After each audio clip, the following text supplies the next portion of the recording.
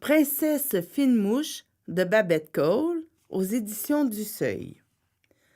La princesse Fine-Mouche ne voulait pas se marier. Cela lui plaisait bien d'être demoiselle. Comme elle était très mignonne et très riche, tous les princes convoitaient sa main. Mais la princesse désirait vivre dans son château avec ses petits chéris et n'en faire qu'à sa tête. « Il serait temps que tu te pomponnes un peu, » lui dit la reine, sa mère. « Arrête de tripoter ces bestioles et trouve-toi un mari. » Les prétendants ne cessaient de venir au château et de faire les intéressants.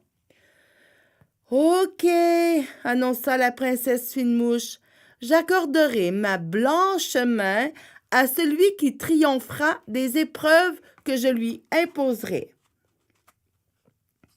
Elle demanda au prince Beaugazon d'empêcher les chenilles de se goinfrer dans son jardin. Elle pria le prince Risquetout de nourrir ses petits chéris.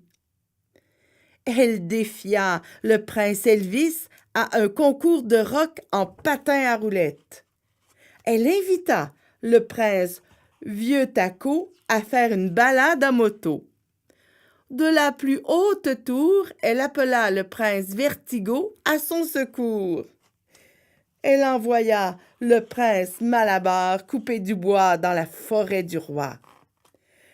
Elle suggéra au prince des Arçons de dégourdir un peu son poney. Elle dit au prince Carpette d'amener la reine, sa mère, faire des emplettes. Elle ordonna au prince Tuba de récupérer son anneau magique dans le bassin des poissons rouges. Aucun des princes ne sortit victorieux de l'épreuve. Ils repartirent tous vexés comme des poux. « Ouf !» dit Fine-Mouche qui se croyait sauvée. C'est alors que le prince Flambard sonna à la porte du château. Il empêcha les chenilles de dévorer ses plates-bandes. Il gava ses petits chéris, dansa et patina jusqu'à l'aube, fit des kilomètres à moto. Il escalada la plus haute tour et vint à son secours.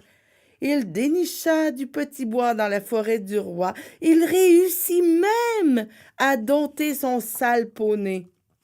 Il amena la reine, sa mère, faire des emplettes et récupéra l'anneau dans le bassin des poissons rouges.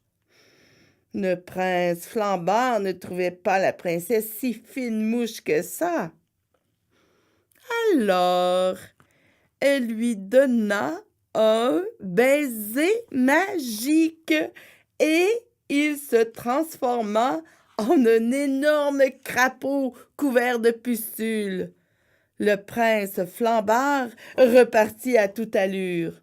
Quand ils apprirent ce qui était arrivé à leurs copains, les autres princes n'eurent plus du tout envie d'épouser la princesse Fine-Mouche qui fut très heureuse et vécut très longtemps.